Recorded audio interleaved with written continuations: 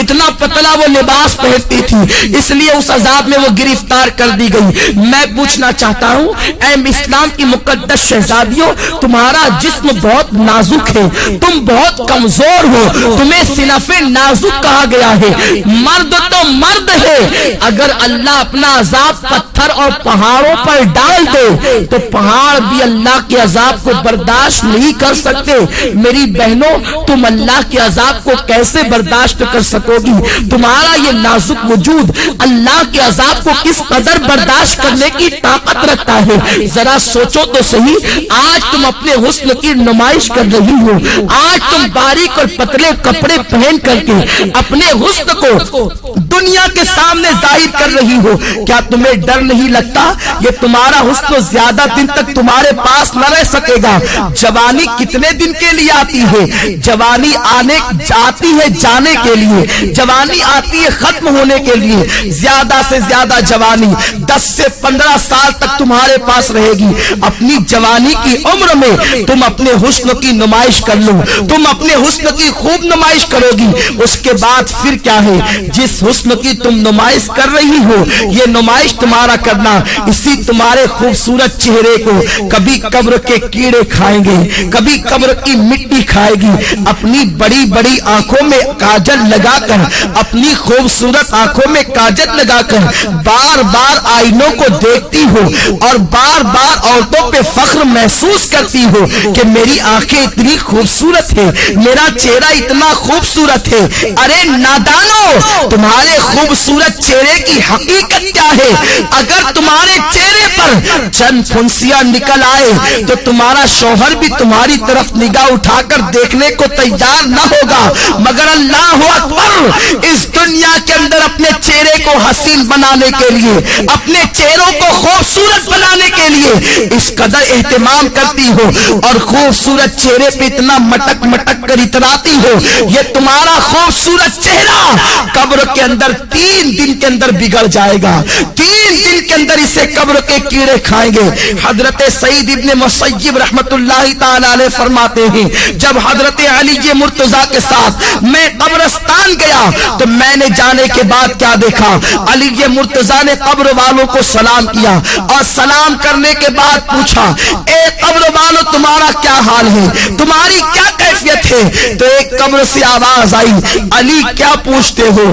جس خوبصورت بالوں کو ہم دن میں کئی مرتبہ سنوارتے تھے وہ بال ہماری کھوپڑیوں سے جھڑ چکے ہیں۔ اے علی کے مرتضیٰ، جن آنکھوں پر ہم بہت فخر کرتے تھے وہ آنکھوں کے گودے بہ بہ کر کے گالوں سے گر رہے ہیں۔ جس چہرے کے اور گالوں کی سرخی پر ہم اتراتے تھے ان گالوں کے گوشت کو کیڑوں نے کھانا شروع کر دیا ہے۔ اب تم ہمارا حال کیا پوچھتے ہو؟ جس جسم پر پرفیوم لگا کر، جس جسم پر عطر لگا کر دنیا کے سامنے فخر محسوس کرتے تھے، اس جسم کو ازدہے ڈس رہے ہیں۔ اے علی، اب ہم تمہیں اپنا کیا حال سنائے؟ اے اسلام کی مقدس شہزادیوں، اپنے بڑے بالوں کی نمائش کے لیے تم اس قدر سرگردہ نظر آتی ہو، اس قدر کو لاہو پر کوشا نظر آتی ہو۔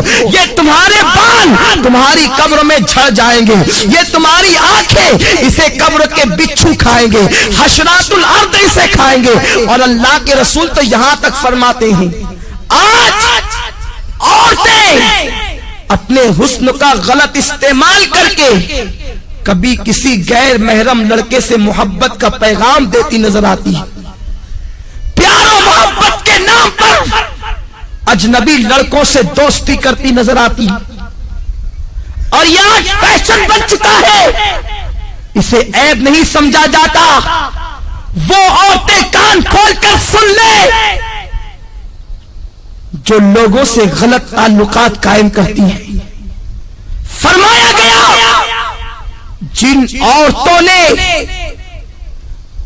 دوسرے مردوں سے تعلقات قائم کرنا تو بہت بڑا جرم ہے، ایک مرتبہ اپنا ہاتھ کسی دوسرے مرد کے ہاتھ میں دیا ہوگا، اس عورت پر اللہ اس کی قبر میں 99 سانپ مسلط فرمائے گا،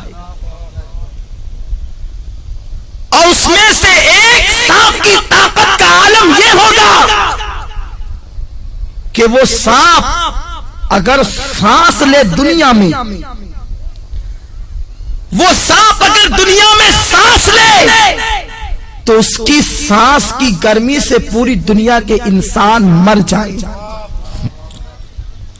اور اگر وہ سانپ کسی پہاڑ پر اپنی دم کو مار دے تو پہاڑ ریزہ ریزہ ہو جائے، اتنا طاقتور وہ سانپ ہے۔ ایسے ایسے طاقتور 99 سانپ اس عورت پر مسلط کیے جائیں گے جس نے ایک مرتبہ اپنا ہاتھ کسی غیر مرد کے ہاتھ میں دیا ہوگا۔ آج لڑکوں سے دوستی فیشن سمجھا جا رہا ہے، بچیاں سج دھج کر اسکول اور کالج کا رخ اس لیے کرتی ہیں، اللہ ماشاءاللہ سب کی بات نہیں کرتا کہ لڑکے انہیں دیکھیں ان کی طرف متوجہ ہوں۔ اللہ کے رسول صلی اللہ علیہ وسلم نے فرمایا، میں نے معراج کی رات ایک منظر دیکھا کہ آگ کی کینچی سے کچھ عورتوں کی جلدیں کاٹی جا رہی ہیں، آگ کی کینچی سے ان کی جلدیں کاٹی جا رہی ہے۔ جو خواتین آپریشن کو جانتی ہے اور جن کا آپریشن کسی مقام پر یہ کہاں ہوا ہے یا انہوں نے آپریشن کی داستان کو سنا ہوگا تو انہیں معلوم ہوگا کہ جب کسی کی جلد ڈاکٹر کاٹتا ہے تو پہلے اسے بے ہوش کرتا ہے، پھر بڑی نزاکت کے ساتھ ہلکے ہلکے انداز سے کاٹتا ہے، پھر جب ہوش آتا ہے تو انسان کتنا تڑپتا ہے، کتنا بے چین ہوتا ہے، کتنا بے قرار ہوتا ہے۔ بہت احتیاط کے ساتھ اگر بے ہوش کر کے انسان کی جلد کاٹی جائے تو انسان اتنا تڑپتا ہے۔ میری بہنوں ذرا سوچو تو صحیح کہ آگ کی کینچی سے کچھ عورتوں کی جلدیں کاٹی جا رہی تھی۔ غیب دار رسول صلی اللہ علیہ وسلم نے فرمایا، میں وہ منظر دیکھ کر بے قرار ہو گیا۔ میں نے پوچھا، جبریل یہ کون عورتیں ہیں اور ان پر یہ عذاب کیوں ہے؟ تو جبریل نے کہا، یا رسول اللہ یہ آپ کی امت کی وہ عورتیں ہیں جو اس لیے بن سنور کے گھر سے نکلتی تھی کہ مرد ان کی طرف راغب ہو اور ان کی طرف دیکھے، اس لیے انہیں اس عذاب میں مبتلا کیا گیا۔ اے اسلام کی مقدس شہزادیوں، تم مغربی تہذیب اور فیشن پر عمل کرنے کے بعد بہت زیادہ کامیاب نہیں ہو سکتی، بہت زیادہ کامران نہیں ہو سکتی۔ اور سنو، یہ دنیا ایسی بدترین جگہ ہے، یہ دنیا ایسا بدترین مقام ہے، یہاں کوئی کسی کا نہیں۔ جب تک تمہاری جوانی تمہارے پاس ہے، ہر آنے والا تمہارے قریب آنے کی سوچے گا۔ تمہارے حسن کو پھول کی طرح جو حسن اللہ نے عطا کیا ہے اس کو مل دینے کے بعد وہ ایسا غائب ہوگا کہ پھر تمہیں کہیں نظر نہیں آئے گا۔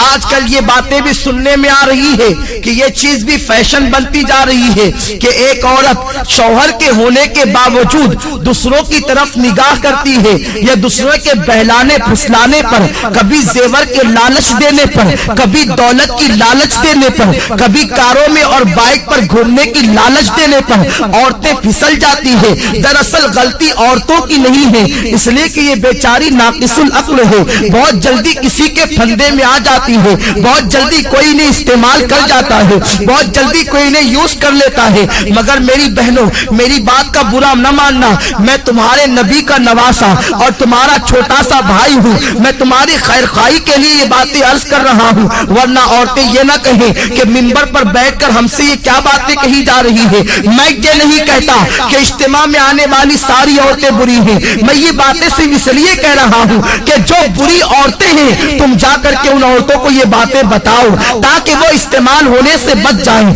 تاکہ وہ غلط کاموں سے بچ جائیں۔ میری بہنوں، میں تم سے پوچھنا چاہتا ہوں، تمہارے پاس جوانی زیادہ دن تک رہنے والی نہیں ہے، 10 سے 15 سال تک تمہاری جوانی تمہارے پاس رہے گی۔ اور سنو، اللہ کے رسول صلی اللہ تعالی علیہ وسلم نے فرمایا، عورتوں کا سب सबसे बड़ा जेवर औरत की शर्म और हया है। जो औरत जितनी बाहया है वो औरत उतनी ज्यादा मुअज़्ज़ज़ है, वो औरत उतनी ज्यादा मुकर्रम है। सुनो, अगर तुम्हारा शौहर गरीब है, अगर तुम्हारा शौहर बहुत ज्यादा नादार और मुफलिस है, तब भी उसी शौहर के साथ वफादारी करो, उसके साथ गद्दारी मत करो। अगर कोई इंसान कितना ही जेवर का लालच दे, कितनी दौलत का लालच दे, कितने ही कारों में बाइक पे घूमने फिरने का लालच दे, कभी किसी की तरफ निगाह उठाकर न देखना।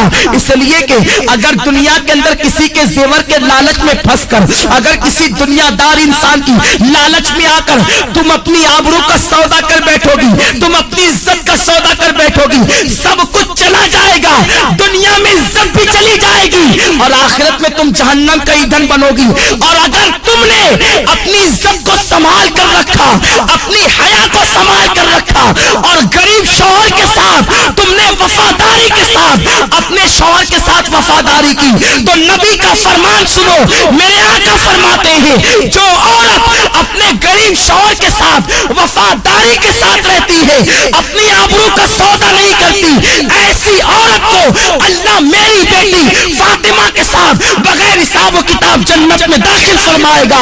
अब अगर तुम बगैर हिसाब व किताब जन्नत में दाखिल होना चाहती हो सैयदा फातिमा के साथ, तो अपनी आबरू का सौदा न करना, किसी के लालच देने में न आना। ये जेवर क्या हैसियत रखते हैं, जेवरों की क्या हैसियत है, सोने चांदी की क्या हैसियत है, अच्छे लिबास की क्या हैसियत है, कारों की क्या हैसियत है, दुनियावी सवारियों की क्या हैसियत है। जब तुम्हारी मौत आएगी तो सुन लो, बुढ़ापे में मरना जरूरी नहीं है, जवानी में भी तुम्हें मौत आ सकती है। अल्लाह अकबर, जब तुम्हें मौत आएगी, अगर तुमने अपनी हया को बेचकर जेवरात हासिल किए होंगे, यही जेवरात तुम्हारे बदन से निकाल लिए जाएंगे। अच्छे अच्छे लिबास तुमने जो जमा किए होंगे वो लिबास भी तुमसे छीन लिया जाएगा और तुम्हें क्या पहनाया जाएगा, सादा सा सिंपल सा 2 गज सफेद कपड़ा जिसे दुनिया कफन कहती है, वो कफन तुम्हारे बदन से लपेटा जाएगा। काफूर की वो गमगीन खुशबू तुम्हारे बदन से लगाई जाएगी। तुम्हारी सहेलियां आज जो तुमसे कहती है चल इस गुर्बत में क्या रखा है, इस गुर्बत में क्या रखा है, चल चल कर ऐश की जिंदगी गुजार। याद रखना, उन जालिमों की बात कभी मत सुनना। ऐ सैयदा फातिमा की कनीजाओं, नबी ने अपनी बेटी का निकाह किसी करोड़पति के साथ नहीं किया था, नबी ने अपनी बेटी का निकाह ऐसे अली के साथ किया था जिसके पास घर भी रहने को मौजूद न था। हजरत अली के में से मेरे आका कहते हैं, अली मैं फातिमा के साथ तुम्हारा निकाह करना चाहता हूँ। अली ऐसे थे, उस वक्त उनके पास महर देने के लिए पैसे भी न थे, कपड़े पहनाने के लिए पैसे भी न थे। अर्ज करते हैं या रसूल अल्लाह, न महर देने के पास मेरे पास पैसे हैं, न कपड़ा खरीदने के लिए मेरे पास पैसे हैं। हुजूर फरमाते हैं मेरी जीरा लेकर के जाओ, उसे बाजार में बेच दो और कपड़े खरीद करके लाओ और फातिमा का महर अदा करो। मैं पूछना चाहता हूँ, नबी चाहते तो अपनी बेटी का निकाह किसी दौलतमंद के साथ कर देते। बड़े बड़े दौलतमंद मेरे सरकार की बेटी का हाथ मांगने के लिए आए थे, मगर नबी जानते थे अगर मैंने अपनी बेटी का निकाह किसी दौलतमंद के साथ कर दिया तो मेरी उम्मत की बेटियों का क्या होगा, मेरी उम्मत की बेटियां जिंदगी कैसे गुजारेगी। नबी ने अपनी बेटी का निकाह एक गरीब अली के साथ करके दुनिया को बता दिया कि गरीब शौहर के साथ ईमानदारी और वफादारी के साथ अपनी जिंदगी को गुजार देना ये नबी की बेटी फातिमा की सुन्नत है, तमाम जन्नती औरतों की सरदार की सुन्नत है। मेरे आका अलैहिस्सलातु व तस्लीम की कनीजाओं, सैयदा फातिमा इतने गरीबी के आलम में अपनी जिंदगी को गुजारती थी कि अपने हाथों से चक्की खुद पीसती थी। चक्की पीसने से हाथों में छाले पड़ गए थे, मशकीजा बदन पर रख करके पीठ पर लाद कर मशकीजे से पानी लाती। नबी की शहजादी के पीठ पर उस मशकीजे के काले काले निशान पड़ गए थे। मेरी बहनों, तुम भी तो अच्छा लिबास पहनती हो, नबी की बेटी तो 72 पेवन लगी हुई एक चादर ओढ़ती थी और एक चादर के अलावा नबी की बेटी के पास दूसरी कोई चादर मौजूद न थी। तुम तो 3-3 मरतबा पेट भर करके खाना खाती हो نبی کی بیٹی تو 3 دن تک کے فاقے کرتی تھی، کیا نبی کی بیٹی کی زندگی تمہارے لیے نمونہ نہیں ہے؟ کیا نبی کی بیٹی کی زندگی تمہارے لیے اسوہ حسنہ نہیں ہے؟ ذرا سوچو تو صحیح، تم 3 مرتبہ پیٹ بھر کے کھا کے اللہ اور رسول سے بے وفائی کرتی ہو، اور وہ 3 دن فاقہ کر کے اتنی نماز کی پابند تھی کہ 5 وقت کی نماز بھی پڑھتی، تہجد بھی پڑھتی، اور جب نفل نماز پڑھتی تو ایک سجدے کے اندر پوری رات گزر جاتی اور سبحان ربی الاعلیٰ کا ترانہ گنگناتی۔ جب فجر کی اذان سنتی تو حسرت کے ساتھ سر کو سجدے سے اٹھاتی اور کہتی اے اللہ تو نے رات اتنی چھوٹی بنائی کہ تیرے محبوب کی بیٹی فاطمہ دل کھول کے سجدہ بھی نہ کر سکی۔ اے خاتون جنت کی کنیزاؤں، تم مسلمان ہو، تمہاری تقدیر کا ستارہ بہت عروج پر ہے، اللہ نے تمہیں ایمان کی دولت دی ہے، غیر مسلم عورتوں کو دیکھ کر ان کی طرح بننے کی کوشش نہ کرو، فلموں میں ہیروئن کو دیکھ کر ان کی طرح بننے کی کوشش نہ کرو۔ ذرا سوچو تو صحیح، میرے آقا فرماتے ہیں میں نے عورت کی عزت کو کعبے سے بھی بلند کر دیا ہے، تمہاری عصمت کو نبی نے کعبے سے بلند کیا ہے، تمہیں اپنے آپ کا کوئی خیال نہیں، تم پارکوں میں جا کر اللہ اکبر اللہ کی نافرمانی کر رہی ہو۔ اور سنو، کوئی کہیں بھی جائے سب کی نگاہ سے تو چھپ کر تم گناہ کر سکتے ہو، اللہ کی نگاہ سے تم کبھی نہیں چھپ سکتے۔ قرآن کہتا ہے ان اللہ کان علیکم رقیبا، تم جہاں کہیں ہو اللہ تم پر سخت نگرانی فرما رہا ہے۔ دوسرے مقام پر میرے رب نے فرمایا واتقوا اللہ ان اللہ خبیر بما تعملون، اللہ سے ڈرو کہ وہ تمہارے ایک ایک پل کی خبر رکھتا ہے۔ اور یہ بھی سن لو میری بہنوں، اگر تم نے اللہ سے ڈر کر گناہوں سے توبہ کر لی تو اللہ کے رسول فرماتے ہیں جو اللہ سے ڈرتا ہے اللہ اسے سب سے بے نیاز کر دیتا ہے، اللہ محتاجی کو دور کر دیتا ہے۔ جو اللہ سے ڈرتا ہے اللہ اسے ایسی جگہ سے روزی عطا کرتا ہے جہاں پر اس کا گمان بھی نہیں جاتا۔ آؤ میں آپ کو استقامت فی الدین کے حوالے سے اور اللہ کے خوف کے حوالے سے ایک بڑی پیاری حکایت پیش کروں۔ امام یافعی علیہ رحمت و رضوان فرماتے ہیں میری بہنیں غور سے سنیں اور اللہ کا خوف اپنے دل کے اندر پیدا کریں۔ جب ایک عورت اللہ سے ڈر کر گناہوں کو ترک کر دیتی ہے تو اللہ اس کے مقام کو کتنا بلند فرما دیتا ہے۔ امام یافعی رحمت اللہ تعالی علیہ فرماتے ہیں 2 دوست تھے، دونوں میں بہت زیادہ پیار و محبت تھی، ایک دوسرے سے بڑی محبت کرتے تھے، مگر ایک نوجوان کی کیفیت یہ تھی کہ وہ جلتے ہوئے انگاروں میں ہاتھ ڈال دیتا، اس کے ہاتھ پر آگ اثر نہیں کرتی تھی، وہ جلتے ہوئے کڑاہوں میں ہاتھ ڈال دیتا، تیل کی کڑک اس کے ہاتھ پر اثر نہیں کرتی تھی، وہ بڑے بڑے انگارے ہاتھ سے پکڑ لیتا، آگ اس کے ہاتھ کو نہیں جلاتی تھی۔ لوگ حیران رہتے تھے آخر اس کے اندر خصوصیت کیا ہے، اس کی خاصیت کیا ہے کہ آگ اس کے ہاتھ پر اثر نہیں کرتی۔ ایک مرتبہ اس کا جو بہت زیادہ قریبی دوست تھا اس نے پوچھا یار ذرا یہ تو بتا آخر آگ تیرے ہاتھوں کو کیوں نہیں جلاتی ہے، تو آگ کو ہاتھ میں لے لیتا ہے، آگ تیرے ہاتھ پہ اثر کیوں نہیں کرتی ہے، یہ تو بہت تعجب کی بات ہے۔ اس نوجوان نے کہا یہ بہت بڑا راز ہے دوست، میں نہیں بتا سکتا۔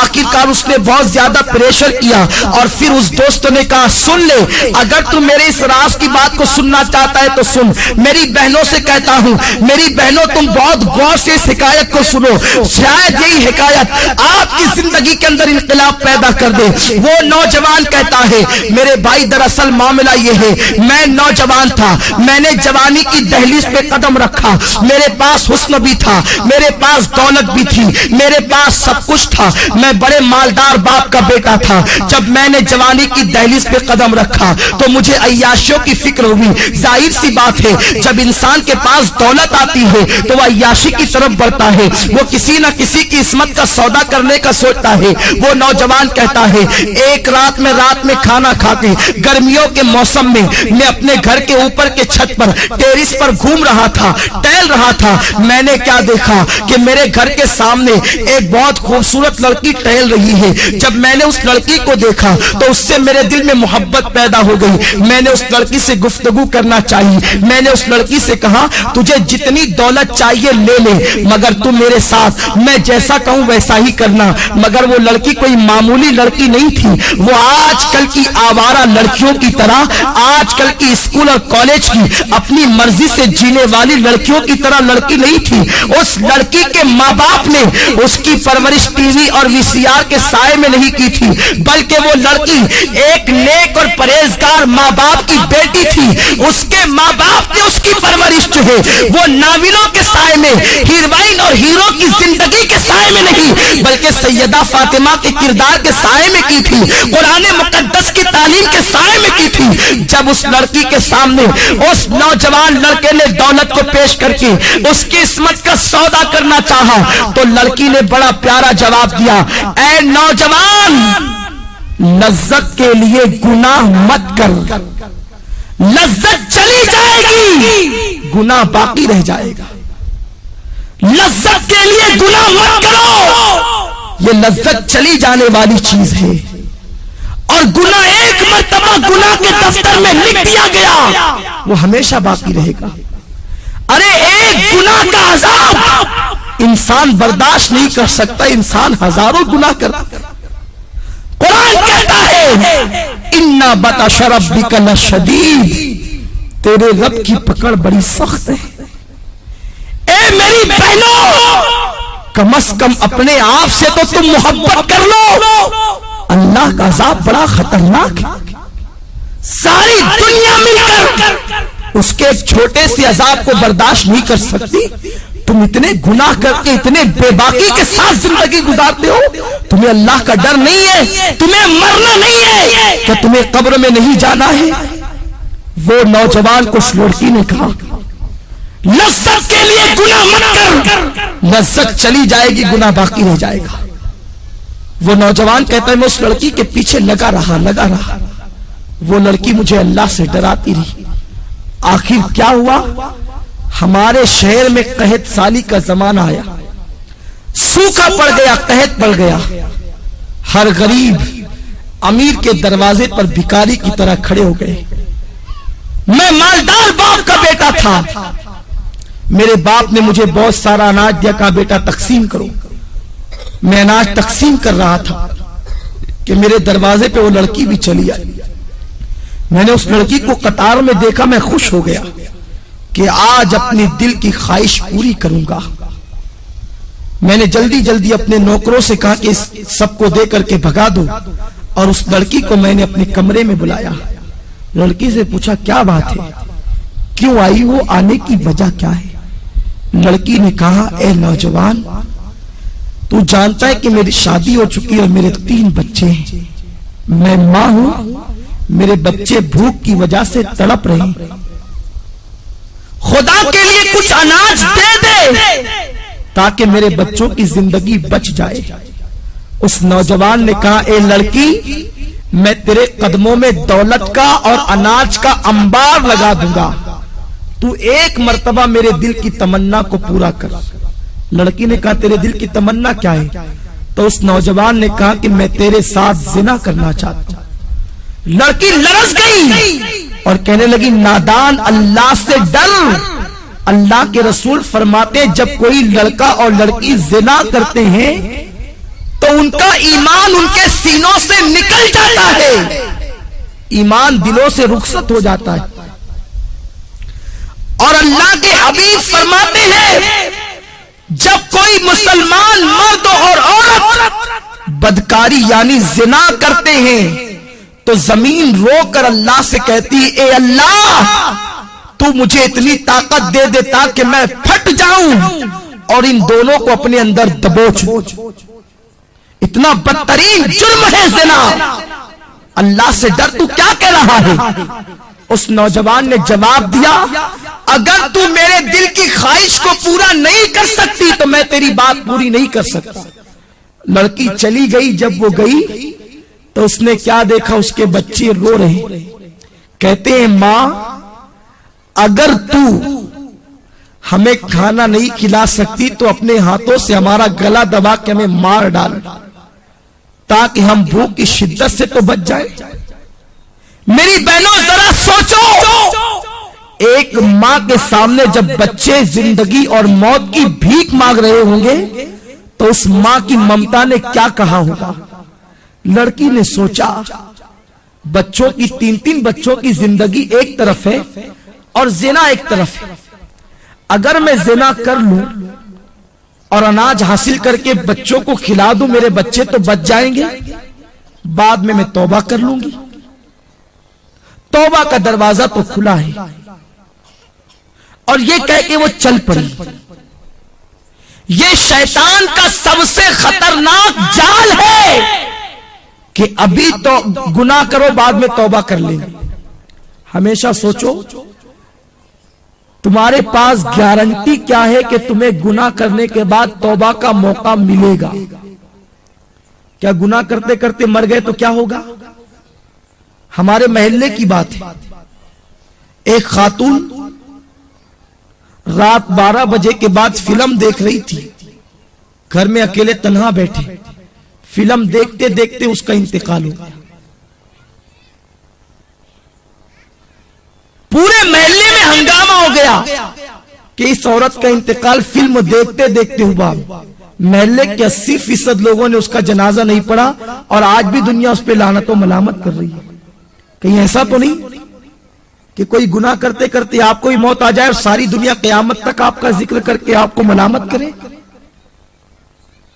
تو یہ مت سوچنا کہ گناہ کرنے کے بعد توبہ کا موقع مل جائے گا. اگر گناہ کرتے کرتے موت آ گئی تو کیا ہوگا؟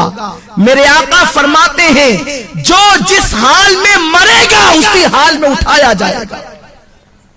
اگر گناہ کرتے کرتے مرو گے تو اسی کیفیت میں اٹھائے جاؤ گے. تو بہرحال وہ لڑکی چل پڑی. مختصر عرض کر رہا ہوں. رستے میں آئی تو اس لڑکی نے سوچا کہ اگر میں گناہ کر لوں اور بچوں کی زندگی نہ بچے تب اگر اللہ چاہے تو وہ کھانے کے بعد بھی مر سکتے ہیں. ضروری تو نہیں کہ کوئی بھوکا ہی مرے، کھانے کے بعد بھی بچے مر سکتے ہیں. تو بچوں کی زندگی کے لیے اپنی عصمت پر داغ کیوں لگاؤں؟ جس رسول کے صدقے مجھے عزت ملی، وقار ملا، زندگی ملی، میں اس رسول کا دل کیوں دکھاؤں؟ یہ سوچ کر وہ گئی اور نوجوان سے کہا میرے بچوں پہ رحم کر کے کچھ دے دے. تو اس نے کہا تو میری دل کی خواہش پوری کر، میں تیری خواہش پوری کر دوں گا. لڑکی نے کہا اے نوجوان کان کھول کے سن لے، اپنے ایک ایک بچے کو بھوک سے تڑپ تڑپ کر مرتا دیکھنا تو گوارا کر لوں گی مگر نبی کی نافرمانی نہیں کروں گی، کبھی گناہ کی طرف نہیں جاؤں گی. یہ کہہ کر وہ لڑکی پلٹ گئی اور آ کر حضرت فاطمہ کی سنت کو ادا کیا. وضو کیا اور سر سجدے میں رکھ کر کہتی مولا تو نے کہا ہے گناہ سے بچنے کے لیے میں بچ گئی، اب میرے بچوں کی زندگی بچانا تیرے کرم کا کام ہے. ادھر یہ دعا کر ہی رہی تھی، ادھر دروازے پہ دستک ہوئی. دروازہ کھول کے دیکھا تو وہی نوجوان اپنے نوکروں کے ساتھ کھڑا ہے. اس کے ہاتھوں میں بہت سارے روپیوں کے تھال اور اناج موجود ہے، کھانا موجود ہے. لڑکی نے کہا کیا بات ہے، کیوں آئے ہو؟ اس نوجوان نے کہا اے عورت تو غریب بھوکی پیاسی ہو کر اللہ سے اتنا ڈرتی ہے تو مجھے مالدار ہو کر اللہ سے کتنا ڈرنا چاہیے. میرا دل تیرے تقوی اور پرہیزگاری کی وجہ سے بدل گیا. آج کے بعد میں تجھے اپنی بہن مانتا ہوں. سارے ناپاک ارادوں سے میں نے توبہ کر لی، یہ لے میری طرف سے تحفہ قبول فرما اور اپنے بچوں کو کھلا دے۔ اس لڑکی نے کہا رک جا، پھر سجدہ کیا اور کہتی ہے اے اللہ، یہ نوجوان اگر اپنے قول میں سچا ہے، یہ اگر صحیح کہتا ہے تو یہ تیری بندی تیری بارگاہ میں دعا کرتی ہے کہ تو اس پر دنیا کی آگ بھی حرام کر دے اور جہنم کی آگ بھی حرام کر دے۔ وہ نوجوان کہتا ہے وہ اللہ سے ڈرنے والی بندی کی دعا کا اثر ہے کہ جیسے میں آگ میں ہاتھ ڈال دیتا ہوں تو آگ میرے ہاتھوں پر اثر نہیں کرتی، اس کی دعا میں اتنی تاثیر کہ اس نے مجھے دعا دے دی تو میں دنیا کی آگ کو پکڑتا ہوں تو آگ میرے ہاتھوں پر اثر نہیں کرتی۔ مجھے امید ہے کہ جہنم کی آگ بھی میرے جسم پہ اثر نہیں کرے گی۔ میری بہنوں ذرا سوچو تو صحیح، اگر ایک عورت گناہ سے بچے، ایک عورت اگر برائی سے بچے تو اس کی دعا میں اتنی تاثیر پیدا ہو جائے کہ اگر وہ کسی کے لیے دعا کر دے کہ تیرے ہاتھ پر دنیا کی آگ اثر نہ کرے تو دنیا کی آگ اسے جلا نہیں سکتی، تو خود اس بندی کے وجود کا عالم کیا ہوگا، خود اس بندی کی شان و شوکت کا عالم کیا ہوگا۔ تو میری بہنوں تم اپنے مقام کو پہچانو، تم نبی کی امتی ہو، تم سرکار کی کنیز ہو، تم سیدہ فاطمہ کے نقش قدم پر چلنے کے لیے پیدا کی گئی ہو۔ اپنی عصمت و آبرو کو سمجھو اور اپنی آبرو کا سودا نہ کرو۔ اور چلتے چلتے آخری بات بتا دوں، اگر کوئی میری بہن غلطی سے کوئی گناہ کر چکی ہے تو وہ پریشان نہ ہو، آج بھی توبہ کا دروازہ کھلا ہوا ہے، صدق دل سے توبہ کر لو۔ ابھی تھوڑی دیر کے بعد یہاں پر دعا ہوگی، ذکر ہوگا، اس میں چند آنسو بہا کے توبہ کر لو، اللہ تمہاری توبہ کو قبول فرما لے گا۔ میرے آقا فرماتے ہیں التائب من الذنب کمن لا ذنب لہ، کہ گناہ سے توبہ کرنے والا ایسا ہے جیسے اس نے گناہ کیا ہی نہیں۔ اور اللہ فرماتا ہے واللہ یحب التوابین، کہ بے شک اللہ تبارک و تعالی توبہ کرنے والوں کو اپنا محبوب بنا لیتا ہے۔ ان اللہ یحب التوابین، بے شک اللہ توبہ کرنے والوں کو اپنا محبوب بنا لیتا ہے۔ تو میری بہنوں توبہ کر لو، توبہ کا دروازہ اب بھی کھلا ہے۔ اگر فلمیں دیکھ کر یا ڈرامے دیکھ کر یا پارکوں میں جا کر یا کہیں پر کوئی خطا ہو گئی ہو تو آج صدق دل سے توبہ کر لو، انشاءاللہ اللہ تمہاری توبہ کو قبول فرمائے گا۔ آئیے اس سلسلے میں ایک بات میں تمہارے سامنے اور پیش کر دوں کہ توبہ اللہ اپنے بندوں کی قبول کرتا ہے، مگر توبہ نام کس چیز کا ہے؟ کانوں کو پکڑنے کا نام توبہ نہیں، گالوں کو پیٹنے کا نام توبہ نہیں۔ توبہ کہتے اسے ہیں ایک مرتبہ اپنے اللہ سے دل ہی دل میں عہد کر لیا کہ مولا اب میں کبھی گناہ نہیں کروں گی، دوبارہ آندھی آئے طوفان آئے قیامت آ جائے مگر تم دوبارہ اس گناہ کی طرف نہ جاؤ۔ اسی کا نام سچی توبہ ہے، اور سچی توبہ کرنے والوں کا مقام بہت بلند ہو جاتا ہے، اس کا مرتبہ بہت بڑا ہو جاتا ہے۔ آج میں آپ کو بتاؤں، حضرت ذوالنون مصری علیہ رحمت و رضوان کے دربار میں ایک کچھ محلے کے لوگ آئے اور آنے کے بعد کہتے ہیں اے ذوالنون مصری، ہمارے محلے کے اندر ایک رقاصہ آئی ہے، ایک ناچنے والی آئی ہے، ایک ڈانس کرنے کے لیے آئی ہے، اور نوجوان جاتے ہیں اور رات بھر اس کے ساتھ بدکاری کرتے ہیں۔ اس طریقے سے وہ ماحول خراب کر رہی ہے، پورے محلے کا معاشرہ تباہ ہو رہا ہے۔ میری بہنوں ذرا غور سے سنو، اللہ کیسا کریم و رحیم ہے، اللہ کیسا ستار و غفار ہے۔ حضرت ذوالنون مصری اللہ کے ولی تھے، اللہ اکبر۔ جب ان کے دربار میں محلے کے لوگ آئے کہ محلے میں گناہ ہو رہا ہے، ایک عورت تباہی مچا رہی ہے، نوجوان کھچے کھچے اس کی طرف جا رہے ہیں، اسے محلے سے نکال دو، اللہ اکبر۔ مگر سنو، اگر کوئی گناہ کرے تو اسے محلے سے نکالنے کی کوشش نہ کرنا۔ گناہ کرنے والوں کو کبھی حقیر مت سمجھو، ہمیں گناہ سے نفرت کرنے کا حکم دیا گیا ہے، گنہگار سے نفرت کا حکم نہیں دیا گیا۔ ہمیں مرض سے نفرت کا حکم دیا گیا ہے، مریض سے نفرت کا حکم نہیں دیا گیا۔ گناہ مرض ہے، گناہ गुनाहगार मरीज है, अगर तुम मरीज से नफरत करोगे तो गुनहगारों का इलाज कौन करेगा? मेरे आका ने तो बड़े बड़े गुनहगारों को सीने से लगाया। हमें क्या हक बनता है किसी गुनहगार का गुनाह ओपन करके उसका मजाक उड़ाने का? तो मेरी बहनों, अगर तुम्हारे मोहल्ले के अंदर कोई औरत गुनाह करती हुई पकड़ी जाए या कोई औरत किसी का गुनाह तुम्हारे सामने ओपन हो जाए तो उसकी तशहीर मत करना, बल्कि उसके करीब जाकर उसकी इस्लाह करने की कोशिश करना, उसे गुनाह से रोकने की कोशिश करना। हजरत ज़ुन्नून मिस्री की बारगाह में मोहल्ले के लोग आकर कहते हैं उस रक्कासा को निकाल दो। उस जमाने के लोग कितने हसास थे, कितने मुत्तकी और परहेजगार थे कि एक औरत गुनाह करने के लिए आई थी, पूरा मोहल्ला मुखालिफत कर रहा था। यहाँ तो पूरा मोहल्ला के मोहल्ला गुनाह करता है, कोई मुखालिफत करने वाला नहीं, कोई मना करने वाला नहीं। बहरहाल हजरत ज़ुन्नून मिस्री ने फरमाया वो औरत फाहिशा है ना, वो औरत बदकारा है ना, वो औरत जिना करवाती है, वो औरत बदकारी करती है, ठीक है तुम चले जाओ, इंशाअल्लाह मैं उसका इलाज कर दूंगा। उसके बाद हजरत ज़ुन्नून मिस्री रहमतुल्लाहि ताला अलैह जाते हैं और जाने के बाद उसके दरवाजे पर बैठ जाते हैं। जब उसके दरवाजे पर बैठ जाते हैं मोहल्ले के जितने लड़के आते हैं ज़ुन्नून मिस्री जैसे वली को देखकर भाग जाते हैं। हजरत ज़ुन्नून मिस्री उन नौजवानों को समझाते हैं बुराई न करो, ये बहुत बुरी चीज है, इससे रोजी खत्म होती है, इससे चेहरा मस्क किया जाता है, इससे चेहरा बदल जाता है, इससे इंसान तबाह होता है, इससे इंसान बदनाम होता है, इससे इंसान की जिंदगी कम कर दी जाती है। गर्ज के ज़िना की बुराइयां वो बता रहे हैं। वो औरत सज धज के घर में बैठी है कि आज मेरे यहाँ कौन आता है। सारे लड़कों को शाम ही से ज़ुन्नून मिस्री ने रुखसत कर दिया और उसकी कनीज जब दरवाजे पर आई तो ज़ुन्नून मिस्री उससे कहते हैं तेरी मालिका से कहना आज तुझसे मिलने के लिए ज़ुन्नून आ रहा है, एक रात की कीमत क्या है। वो लरज़ गई कि हजरत ज़ुन्नून मिस्री इतने बड़े वली कहलाते हैं और वो मेरी रात की कीमत पूछ रहे हैं। कनीज ने आकर बहरहाल बता दिया।